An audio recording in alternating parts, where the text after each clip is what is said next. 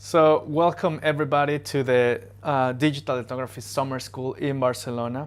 And it's getting kind of strange to be in Melbourne and doing this because the more time spent in Melbourne, the more these kind of videos that I do. So I feel connected to all of you, even if I'm somewhere else in the world.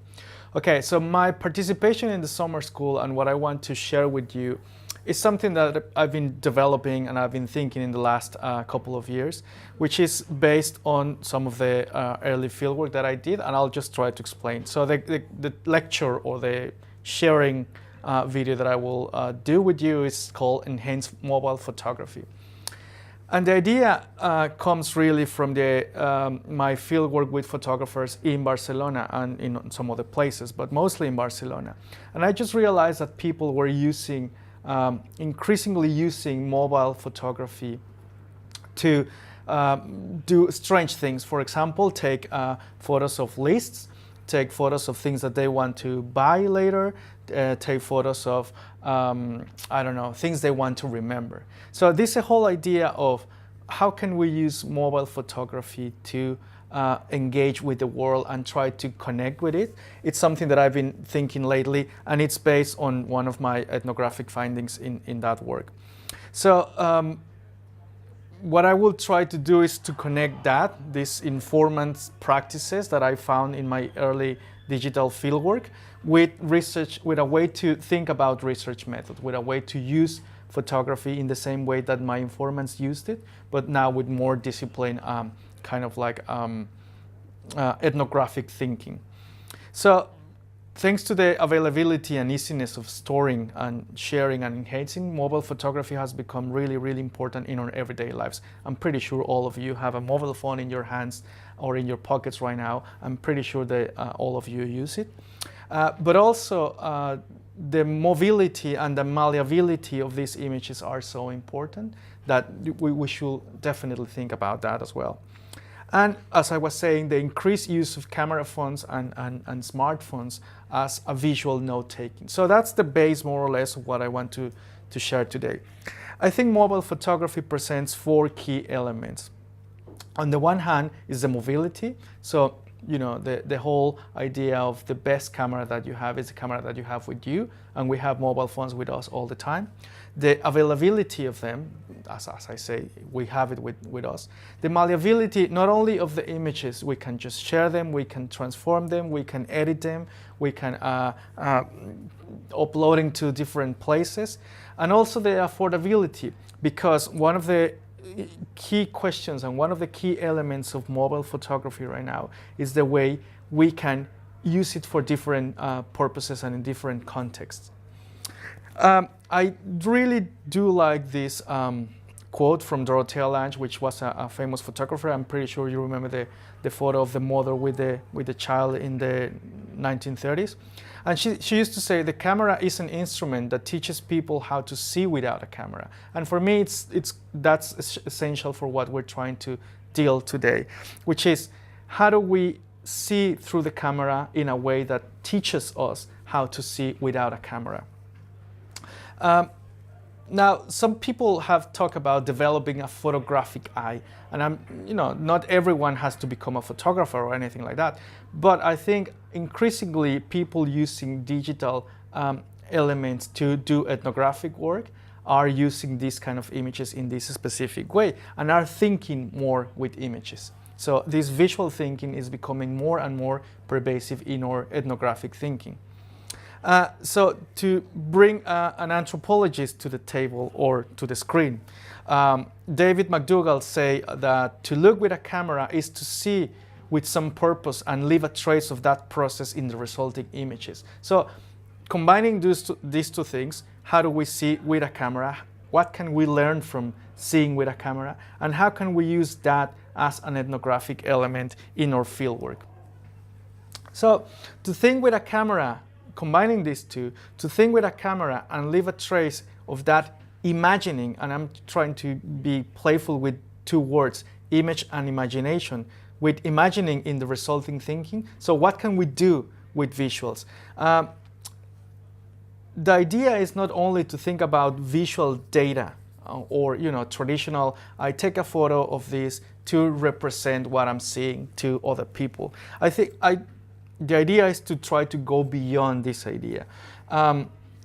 What and how can we use the visual to think with, to create questions, to create reflexivity, to enhance ideas, to explore and explode the surroundings, not necessarily representing it, but more kind of engaging with. And I'm pretty sure you will have Sarah there, and she is definitely one of the key experts in this field.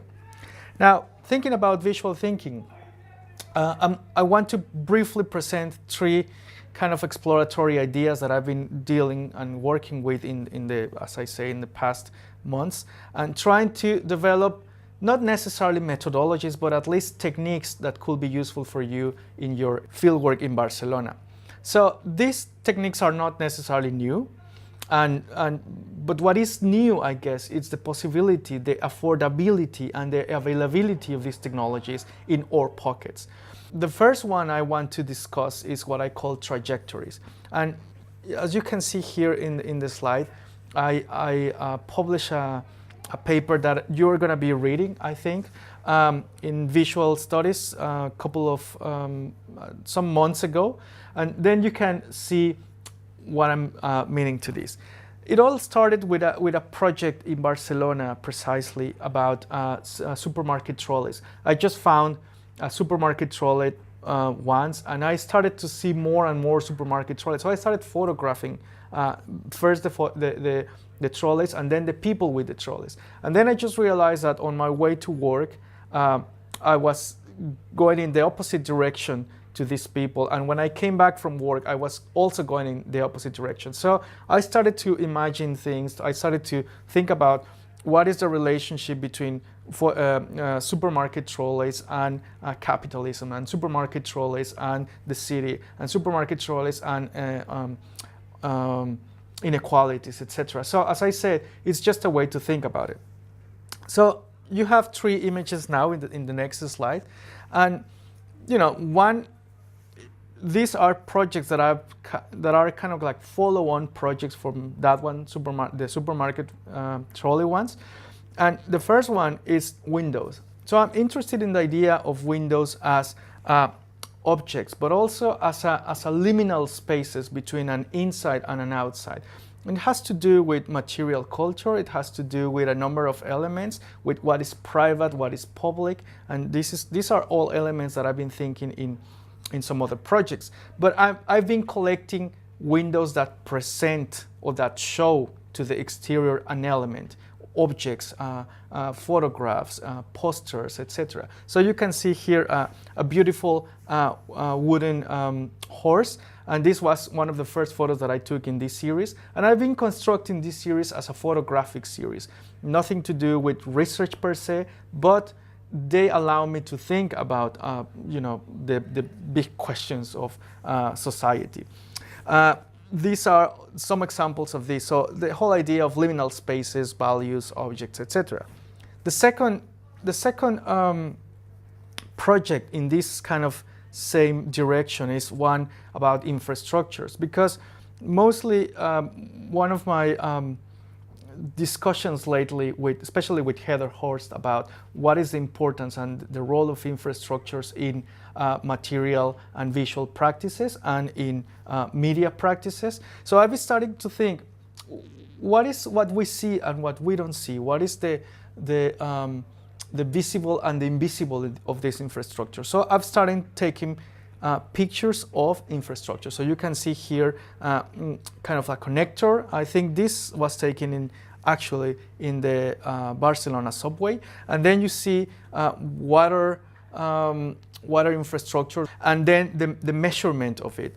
And these are some of the elements that I've been thinking about infrastructures. And as you can see in this both series, even though it's just a collection of images without nothing that structures them as a single entity, they allow me to question, they allow me to think about these infrastructures or these windows in a very imaginative way. So that's the relationship between images and imagination. How can we use images to imagine things, or to take our imagination and become questions, or to take our imagination to become even answers sometimes. Now, the second kind of technique that I want to share with you, it's something that I've been using because in the old times of filmmaking, of not necessarily only anthropological or ethnographic filmmaking, but some of the elements that are so available and so ready for us to use were kind of different, kind of like difficult to manage, to control, to actually perform. So the first one that I want to talk to you is a lens-based timing. You can see this was taken in London Heathrow Airport, and I was absolutely bored, and I had a connection of like hours at the Heathrow Airport, and I just decided to do a series of time lapse. So the first one I want to share is this. Now, if you actually see the time lapse, you will just realize that after a couple of times that you see it, you will just realize that people are actually taking more the stair on the right than the stair on the left. Now, why is that? What does that tell us? Well, I don't know. But one of the things that I know is that the only